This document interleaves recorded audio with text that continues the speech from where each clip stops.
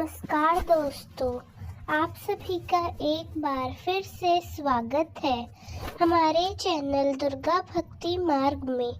आज मैं आप सभी को बताऊंगी 16 सोमवार व्रत विधि के बारे में कि व्रत को पहली बार कब से प्रारंभ करना चाहिए, कैसे इस व्रत को रखा जाता है, 16 सोमवार के व्रत में क्या खाना चाहिए, क्या नहीं खाना चाहिए। इन सब बातों के अलावा आप जानेंगे भगवान शिव की पूजा में क्या अर्पित करना चाहिए, क्या उन्हें अर्पित नहीं करना चाहिए, उद्यापन करना कब चाहिए और 16 सोमवार व्रत का क्या फल होता है। यदि आप 16 सोमवार व्रत रखते हैं तो यह सारी बातें बहुत ज़रूरी हैं। सोमवार का दिन भगवान शिव को समर्पित होता है। वैसे तो आप भगवान शिव की पूजा कभी कभी कर सकते हैं, लेकिन एक ऐसा खास व्रत भगवान शिव की पूजा के लिए होता है जब मान्यता है कि उससे समय भगवान शिव की बहुत ही प्रसन्न मुद्रा में होते हैं और वो समय होता है प्रदोष काल का, चाहे वो सोमवार व्रत का हो, चतुर्थी व्रत का हो, महाशिवरात्रि व्रत का हो। भगवान शिव से जुड़े जितने भी व्रत हैं उसमें प्रदोष काल के समय का ध्यान जरूर रखना चाहिए। प्रदोष काल सूर्यास्त से 45 मिनट पहले और 45 मिनट बाद का समय होता है।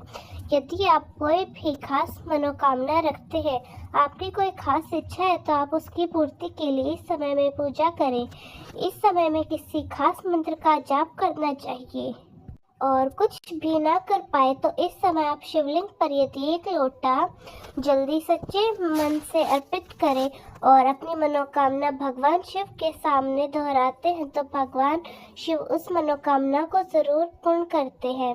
सबसे पहले बात करते हैं कि 16 सोमवार के व्रत कब से प्रारंभ करना शुभ होता है। तो 16 सोमवार के व्रत आप सावन के महीने से, जो कि पूरा महीना ही भगवान शिव को समर्पित होता है, सावन के महीने से शुरू कर सकते हैं। चैत्र, मार्गशीर्ष माह या फिर वैशाख माह में भी आप प्रारंभ कर सकते हैं, लेकिन आप इस बात का खास ध्यान रखें कि यह व्रत हमेशा शुक्ल पक्ष के पहले सोमवार से प्रारंभ करना चाहिए। यदि आप किसी कारण से पहले सोमवार से प्रार्थना रख पाए तो दूसरे सोमवार भी हम व्रत कर सकते हैं, लेकिन शुक्ल पक्ष में ही यह व्रत आप प्रारंभ करें। और अगर आप इन व्रत को और किसी महीने में प्रारंभ करना चाहते हैं तो जैसे कि महाशिवरात्रि का दिन भगवान शिव को समर्पित होता है, यह हर साल भर की सबसे बड़ी चतुर्थी तिथि मानी जाती है। इस दिन भगवान शिव और देवी पार्वती का विवाह हुआ था, तो महाशिवरात्रि का व्रत इस दिन किया जाता है। महाशिवरात्रि व्रत के दिन आप शिवरात्रि का व्रत रखें और इस दिन भगवान शिव के समक्ष बैठकर हाथ में जल या पुष्प लेकर 16 सोमवार व्रत रखने का संकल्प लें। इसके बाद जो भी शुक्ल पक्ष पहला सोमवार पड़ता है उससे भी आप अपने व्रत प्रारंभ कर सकते हैं। व्रत आपको 16 की संख्या में करने हैं। जैसे यदि कोई पुरुष इन व्रत को रखते हैं तो फिर 16 सोमवार के बाद जो 17वां सोमवार आता है उसमें आपको उद्यापन कर देना चाहिए। लेकिन कई बार महिलाएं, कन्याएं जब इस व्रत को रखती हैं तो कई बार ऐसा होता है कि अशुद्ध अवस्था के बीच में आती हैं 16 सोमवार के बदले। फिर आप उसको ध्यान में ये रखना है, जो भी व्रत आपके शुद्ध अवस्था में हुए हैं, यानी कि यदि कोई सोमवार आपको अशुद्ध अवस्था में होते हैं और उस समय आप पूजा करने में या फिर व्रत करने में असमर्थ होते हैं तो उस दिन उस व्रत को गिनती में नहीं लिया जाता। उसके अलावा पूरे आपको शुद्ध अवस्था वाले 16 सोमवार व्रत ही पूरे करने होते हैं, चाहे वो आपने 2-3 व्रत और एक्स्ट्रा रखने पड़ जाए। उसके बाद जो भी अगला सोमवार आएगा उसमें आपको विधि विधान से उद्यापन जरूर करना चाहिए। हमेशा संकल्प लेकर पहली बार कोई भी व्रत प्रारंभ करें और उसके बाद उद्यापन करने का संकल्प भी आप लें और उद्यापन का भी आपको निश्चित संख्या पूरी होने के बाद जरूर करना चाहिए। कई बार हम संकल्प लेकर उद्यापन करना भूल जाते हैं, यह हम किसी कारण से टाल देते हैं तो कहते हैं कि उससे भी किए गए सभी व्रत का पुनः फल नष्ट हो जाता है। भगवान भोलेनाथ बहुत दयालु है, जहाँ एक और वो अपने भक्तों पर बहुत जल्द प्रसन्न हो जाते हैं तो वही उनकी गलतियों पर या उनके द्वारा किए गए कुछ भी उल्टे सीधे कामों पर उन्हें सजा जरूर देते हैं। तो आप कोई भी ऐसा काम ना करें, कोई मजबूरी यदि आपके सामने है तो आप निश्चिंत समय पर उद्यापन करने में समर्थ नहीं है तो उसके लिए आप क्षमा प्रार्थना जरूर करें और उसके बाद जैसे ही संभव हो जितने भी आपकी सामर्थ्य हो उसी के अनुसार आपको उद्यापन करना चाहिए। बहुत ज़्यादा नियम आपको सोमवार के व्रत में नहीं रखने होते हैं। अगर आपका बजट नहीं है तो आप केवल मंदिर में जाकर शिवलिंग पर प्रसाद अर्पित करके उद्यापन करने वाले दिन और यदि हो सके तो गरीब लोगों को चाहे किसी एक व्यक्ति को आप दूध दही या घी का दान दे सकते हैं, नहीं तो भरपेट भोजन कराने का जो आप है मन में धारणा कर लीजिए, मन में यह वचन ले लीजिए, उसके बाद उन्हें भोजन अधिक कराकर भी आप उद्यापन कर सकते हैं, लेकिन उद्यापन करना जरूर चाहिए। अब सबसे ज़रूरी बात आती है कि 16 सोमवार के व्रत में क्या खाना चाहिए और क्या नहीं खाना चाहिए। देखिए, वैसे तो बहुत सारे व्रत ऐसे होते हैं जिनमें नमक का पूरी तरह से त्याग किया जाता है और 16 सोमवार के व्रत में भी इनमें से एक होते हैं।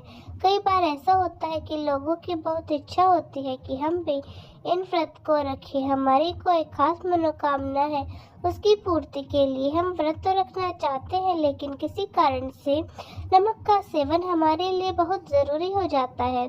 आपको एक बात में ध्यान रखनी है, जो भी आपका पहला व्रत पड़ेगा, जिस दिन आप संकल्प लेंगे और आप आज से 16 सोमवार के व्रत रखने जा रहे हैं, तो आप इन व्रत को किसी प्रकार से रखना चाहते हैं, फलाहार करके, मीठे में जो भोजन होता है उसे ग्रहण करके या फिर नमक का सेवन करके, या फिर आपको हर व्रत में उसे नियम का पालन जरूर करना चाहिए। यदि आप केवल मीठे खाने का संकल्प लिया है फिर बीच में आप नमक का सेवन करने लगते हैं तो किसी भी व्रत में यह भी गलत होता है।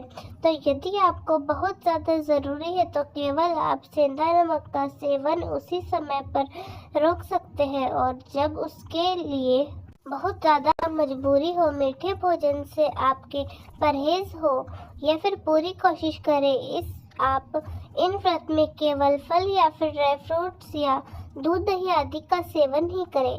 अब बात करते हैं 16 सोमवार के व्रत से जुड़े 16 ज़रूरी नियमों के बारे में।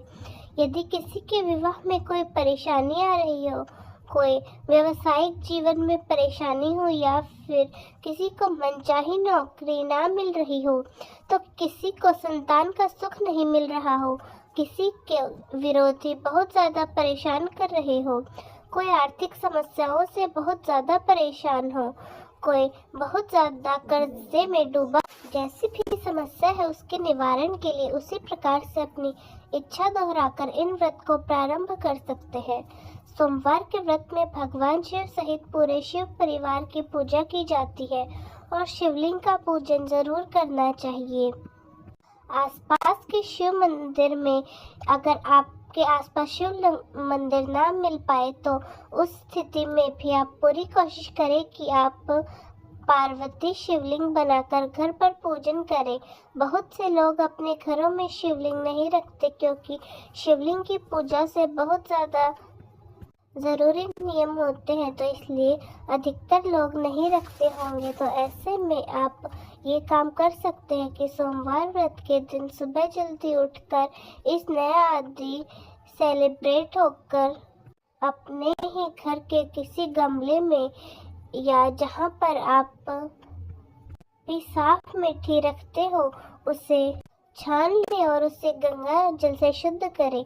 फिर शिवलिंग बनाकर उसका आप पूजन कर सकते हैं। उसी शिवलिंग का आप अभिषेक कर सकते हैं। दूध दही जल घी से या शहद से अभिषेक करने के बाद याद रखें कि अगर आप जल के अलावा किसी भी वस्तु से किसी भी अन्य द्रव से अभिषेक करते हैं तो उसके सब सबसे अंत में आपको एक बार जल्दी से स्नान कराना, अभिषेक कराना अनिवार्य होता है।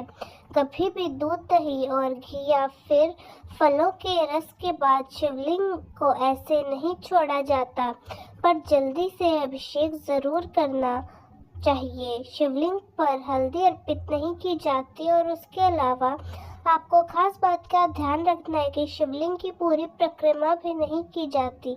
अक्सर लोग डायरेक्ट शिवलिंग पर ही जल चढ़ाते हैं, चाहे मंदिर में जाए या फिर अपने घर पर ही शिवलिंग की पूजा करते हैं तो जो लोटा जल का होता है उससे सीधे शिवलिंग पर अर्पित कर देते हैं, लेकिन ऐसा करना गलत होता है। ऐसा नहीं किया जाता। सबसे पहले भगवान गणेश जी को शिवलिंग के स्थान होते हैं जिसमें अशोक सुंदरी होती है, भगवान गणेश होते हैं, माँ पार्वती जी का स्थान होता है। तो सबसे पहले गणेश भगवान को शिवलिंग के पास में जल अर्पित किया जाता है, फिर माँ पार्वती जी को, उसके बाद अशोक सुंदरी को जल अर्पित किया जाता है। उसके बाद शिवलिंग के ऊपर जल की धार अर्पित की जाती है। इस तरह से अर्पित करना चाहिए, चाहे वो दूध हो, दही हो या जल की धारा हो। बीच में ना टूटे, लगातार जब तक पत्र में रखा हुआ जल या जो भी द्रव्य है वह पूरा समाप्त न हो जाए। किसी भी वस्तु को आप शिवलिंग पर न अर्पित करें। बहुत से लोग जानकारी के अभाव में तांबे के लोटे में ही तांबे का जो भी पत्र हो उसमें ही पंचामृत भी बना लेते हैं, लेकिन ऐसा नहीं करना चाहिए। दूध को कभी भी तांबे के बर्तन में नहीं रखा जाता है। ऐसा करने पर वह विष के समान हो जाता है और अनजाने में ही हम शिवलिंग पर दूध के बजाय विष अर्पित कर रहे होते हैं। व्रत वाले दिन कभी भी देर तक नहीं सोना चाहिए। एक दिन पहले मन में धारण करके सोना चाहिए कि आप अगले दिन व्रत रखेंगे और फिर व्रत वाले दिन सुबह सूर्योदय से पहले उठकर घर की साफ सफाई करके स्नान आदि से निवृत्त हो जाएं। सूर्य देवता को जल अर्पित करें। अपने घर के मंदिर में गंगा जल चढ़ने पर घर के मुख्य द्वार को पानी से साफ करें। आप इस पूजा को चाहे तो घर पर भी कर सकते हैं या फिर आसपास के शिव मंदिर में भी आप कर सकते हैं। सबसे पहले विघ्नहर्ता गणेश भगवान की पूजा की जाती है। गणेश भगवान को सिंदूर का तिलक लगाया जाता है। भगवान शंकर को आप सफेद चंदन का तिलक लगाएं। माँ पार्वती जी को सिंदूर का तिलक लगाएं और इसी प्रकार से जो भी आपको फूल मिल जाते हैं मौसम के, वह आप उन्हें अर्पित करें। भांग, धतूरा, बेलपत्र, गंगा जल और दूध यह भगवान शिव को अति प्रिय है। इनमें से जो वस्तु आपके यहाँ उपलब्ध हो, शमी पत्र भी शिवलिंग पर अर्पित किए जाते हैं। तो इन्हीं चीजों में से आप कोई एक चीज भी चढ़ा सकते हैं और ओम नमः शिवाय मंत्र का मन ही मन जाप करते रहना चाहिए। इस तरह निरंतर जाप करने से कोई भी महिला, कोई भी स्त्री नमः शिवाय मंत्र का जाप कर सकती है। ओम नमः शिवाय मंत्र का जाप करने से आपके सभी कष्ट दूर हो जाते हैं। ऐसा कई बार लोग पूछते हैं कि क्या महिलाएं ओम नमः शिवाय मंत्र का जाप कर सकती हैं? तो जी बिल्कुल कर सकती हैं। एक और प्रश्न कई बार लोग पूछते हैं कि क्या प्रेग्नेंट लेडी शिव जी की पूजा कर सकती है? तो बिल्कुल कर सकती है। प्रेगनेंसी की अवस्था में भी आप शिवलिंग पर जल अर्पित कर सकती हैं, शिव की पूजा कर सकती हैं। किसी भी प्रकार के कोई पूजा पाठ वाले काम में आप कुछ भी कर सकती हैं। बस अशुद्ध अवस्था में बिना स्नान के शिवलिंग को स्पर्श नहीं किया जाता। वैसे तो अगर आप साधारण विधि से पूजा करते हैं, यदि कोई बहुत बड़ी मनोकामना नहीं है या बिना मनोकामना के यदि आप पूजा करते हैं या व्रत रखते हैं, तो आपके बाल जल से या गंगा जल से भगवान शिव का अभिषेक कर सकते हैं। यदि आपकी कोई खास इच्छा हो तो उसके लिए आपको दूध, दही, घी, शहद, चने की दाल, सरसों का तेल, काले तिल आदि सामग्रियों से अभिषेक करना चाहिए। इसके अलावा आप हरी मूंग भी शिवलिंग पर अर्पित कर सकते हैं, खास तौर मनोकामना की पूर्ति के लिए। जब आप अभिषेक करना चाहे तो प्रदोष काल का समय सबसे उत्तम होता है। हमेशा भगवान शिव की पूजा में मना रहे आप ओम नमः शिवाय मंत्र का या महामृत्युंजय मंत्र का मन ही मन जाप कर सकते हैं। भगवान शिव को चाहे आप धूप दीप अर्पित करें, फल फूल अर्पित करें तो माँ में नहीं रखना चाहिए। धूप दीप जलाने के साथ ही आपको व्रत की कथा भी पढ़नी या सुननी चाहिए। शिव चालीसा का पाठ करना चाहिए और सबसे अंत में आरती करने के बाद फलों का या फिर शुद्ध दूध या घी से बनी हुई मिठाइयों का भोग भगवान सहित पूरे शिव परिवार को लगाना चाहिए। नंदी जी को भगवान शिव का कोतवाल माना जाता है, तो नंदी की पूजा इस दिन आप जरूर करें और जब आपकी पूजा समाप्त हो जाए उसके बाद आपको शिवलिंग के सामने 3 बार ताली बजाते हुए ओम नमः शिवाय मंत्र का जाप करता रहना चाहिए। आप अपने सामर्थ्य के अनुसार रुद्र उद्धर्षक की माला तो वहीं पर बैठकर 108 बार ओम नमः शिवाय मंत्र का जाप भी कर सकते हैं। रुद्राक्ष की माला ना हो तो आप मन ही मन बैठकर भी भगवान शिव के सामने अपने मंत्रों का जाप कर सकते हैं। आजकल की भगदड़ भरी जिंदगी में हो सकता है कि बहुत से लोगों के पास समय ना हो तो दोनों ही समय की पूजा विधि विधान से कर पाए तो सुबह की पूजा आप साधारण तरीके से करके शाम को प्रदोष काल के समय भी पूजा कर सकते हैं। शाम की पूजा करने के बाद आप एक समय फलाहार ग्रहण कर सकते हैं। जैसा कि मैंने आपको बताया कि व्रत रखने वाले भक्तों को दिन के समय सोना नहीं चाहिए। यदि आप चाहते हैं तो आराम कर सकते हैं, लेट सकते हैं, लेकिन सोने से बचें। ऐसा करने से भी व्रतचित माना जाता है। व्रत का अधूरा फल प्राप्त होता है। ध्यान रखें कि जब भी आप शाम के समय फलाहार करते हैं तो उस समय आप जो भी फलाहार करते हैं उससे पहले प्रसाद जरूर ग्रहण करें। यह प्रसाद क्या होगा? जैसे कि शाम की पूजा में आरती करने के बाद भगवान को आप जिस भी वस्तु का भोग लगाते हैं, जैसे कि गंगा जल का, चूरमे का, खीर का, लड्डू का, तो उन्हें आप ग्रहण कर सकते हैं। उन्हें प्रसाद के रूप में ग्रहण करके उसके बाद जो भी फलाहार आप करते हैं वो आप ले सकते हैं। फलाहार में देखिए बहुत से लोग इस दिन साबूदाने की खीर का सेवन करते हैं, तो कुछ लोग चूरमे का सेवन करते हैं, कुछ दूध से बने हुए डायले का सेवन करते हैं। इसके अलावा लौकी या फिर आलू का हलवा भी शाम के समय आप ग्रहण कर सकते हैं। जहाँ तक हो सके सुबह और शाम की पूजा का एक समय निश्चित जरूर रखें। हर व्रत में उस समय का ध्यान रखें और जो भी भोग आपने भगवान को अर्पित किया है, जो भी फलाहार आपने पहले व्रत में ग्रहण किया, कोशिश करें कि हर व्रत में आप उसी फलाहार को ग्रहण करें। बीच बीच में नहीं बदलना चाहिए, उससे व्रत खंडित हो सकता है। व्रत में आप गेहूं के आटे की पंजीरी भी ग्रहण कर सकते हैं। इसके अलावा किसी भी एक फल से आप अपना जो भी व्रत है शाम के समय वो खोल सकते हैं और कोशिश करें कि उससे आप हर व्रत में अपना व्रत खोल लें। कोई भी नियम आपको बीच में नहीं बदलना चाहिए।